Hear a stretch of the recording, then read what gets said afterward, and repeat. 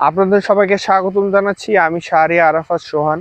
দর্শক, শীতকে উপেক্ষা করে সামনে চলে আসছে গ্রীষ্মকাল। আর এই গ্রীষ্মকালে খুবই প্রচলিত একটি ফল হচ্ছে তরমুজ।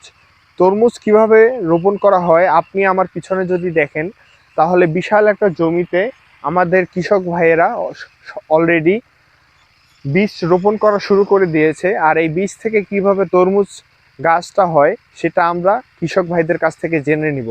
চলুন তাহলে আমরা সরাসরি কৃষক ভাইয়ের সাথে কথা বলি। দর্শক, এইখানে হচ্ছে বীজ রোপণ করা হয় এবং বীজগুলো অঙ্কুরিতম করা হয়।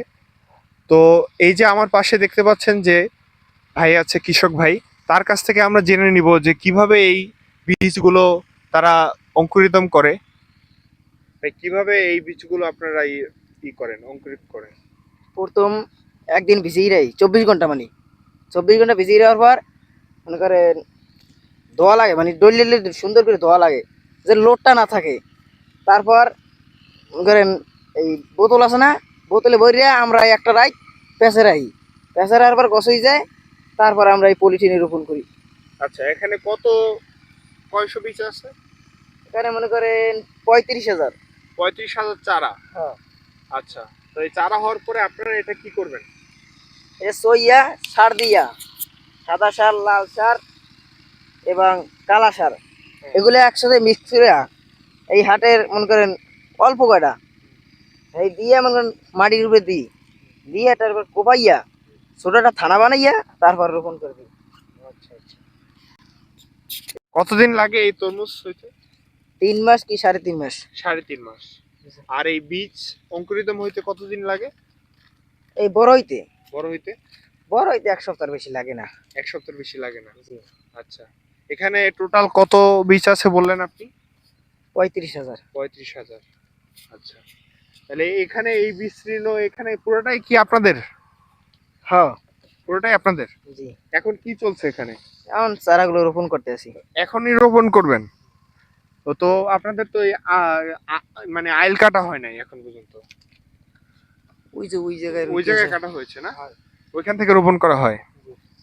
তো দর্শক, আমি আপনাদেরকে দেখাতে নিয়ে যাব যে এই বীজগুলো কিভাবে তারা আইলের ভিতরে রোপণ করে এবং কিভাবে তারা এই বীজগুলো সার দেয় এবং কিভাবে এই বীজগুলো যত্ন নেয় এবং এই চারাগুলো কিভাবে আস্তে আস্তে বেড়ে ওঠে। চলুন তাহলে দেখে নেই।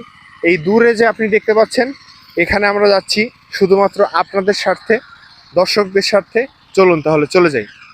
দর্শক, গ্রীষ্মকালে তরমুজ খুবই প্রচলিত একটি ফল।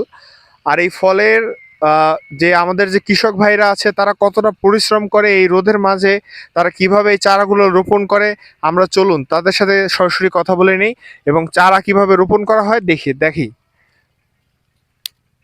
আপনি একটু দেখান আমাদের কিভাবে চারাগুলো রোপণ করা হয়।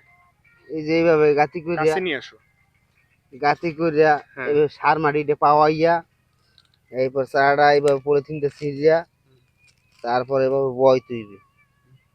বনের পর এই চারকুলে গুলো ধুল মাটি দিয়ে একটা হালকা চাপ দিয়া থাপড়ে থুইয়া গেলি চারাটা রোপণ হয়ে গেছে। একটা তরমুজ গাছ থেকে কয়টা তরমুজ হয়?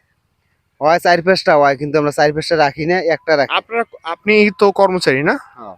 আপনি কত বেতন পান? মানে আমি আপনার পারিশ্রমিক কত?